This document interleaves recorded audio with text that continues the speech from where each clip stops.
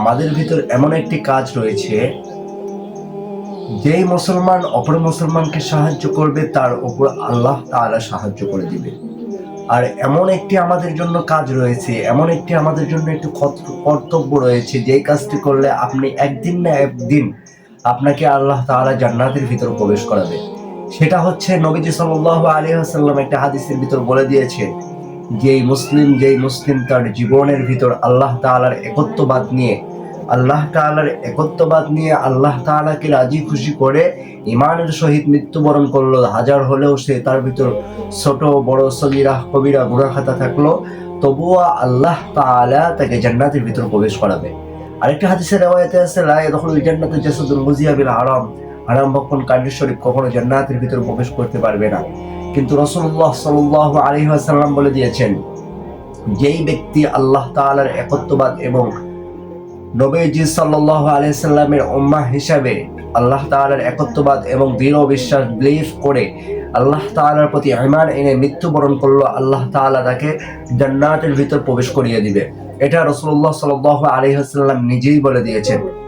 একটি ঘটনায় পাওয়া যায় যে আল্লাহ তাআলা দুইটি বান্দাকে বলল যে তোমরা দুইজন জাহান্নামের ভিতর চলে যাও। দুইজনই জাহান্নামের বাসিন্দা হয়ে গেল। তো আল্লাহ তাআলা দেখেন কতটা দয়ালু। আমাদের একটা হাদিসের ভিতর আসছে, নবীজি সাল্লাল্লাহু আলাইহি সাল্লামের হাদিস, তিনি বলেন যেই ব্যক্তি মানুষের উপর রহম করবে তার উপর আল্লাহ তাআলা রহম করবে। আর হচ্ছে আল্লাহ তাআলা দেখেন কতটা দয়ালু, কতটা আমাদের জন্য রহমত স্বরূপ দয়ালু। নবী যে আমাদের জন্য কতটা রহমত স্বরূপ। দেখেন নবীজি সাল্লাল্লাহু আলাইহি ওয়াসাল্লামের একটি কথাতে অর্থাৎ বাণীতে পাওয়া যায়, আল্লাহ তাআলা দুইটি বান্দাকে বললেন তোমরা দুইজনই জাহান্নামে চলে যাও। তো দুইজনকে জাহান্নামে যাওয়ার পথে তাদের জন্য জাহান্নামে নির্ধারণ করা হয়েছে। দুইজন ব্যক্তি জাহান্নামের দিকে চলে যাইতেছিল। তো একজন জাহান্নামের দিকে দৌড়ায়, আর একজন 3 পাও দৌড়ায়, 2 পাও পিছায়, এরকম ভাবে পিছনে আসে। তো আল্লাহ তাআলা তাদের এই দুইজনের কাণ্ড কাহিনী দেখে আল্লাহ তাআলা ফেরেশতাদেরকে নির্দেশ করলেন, হে আমার ফেরেশতা, ওই সামনে যে বান্দাটা দৌড়াচ্ছে তাকে তুমি একটু ডাক দাও, আরজ করো।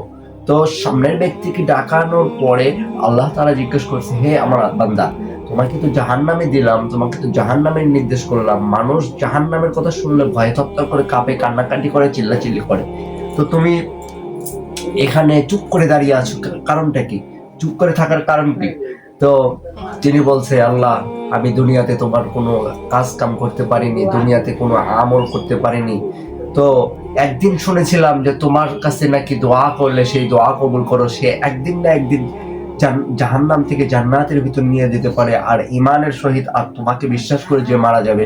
তো আল্লাহ তাআলা দেখেন কতটা দয়ালু, ওই সময় তার কথা শুনে বলছে, যা বান্দা, যেহেতু তুই এই আশা করে আসছস, আর এই আশাটা তোর মনের ভিতর ছিল, সেই জন্য তোকে জান্নাতের ভিতর দিলাম। তাকে ফাদখুলি ফি ইবাদি ওয়াদখুলি জান্নাতি, জান্নাতের ভিতর নির্ধারণ করলেন। আরেকটি বান্দা যে 3 পাও আগে 2 পাও পিছায়, তাকে আরজ করা পরে তাকে জিজ্ঞাসা করা হয়েছে, হে আমার বান্দা, তুমি কেন এরকম করতেছো? সেও একই প্রশ্নের একই জবাব দিয়েছে।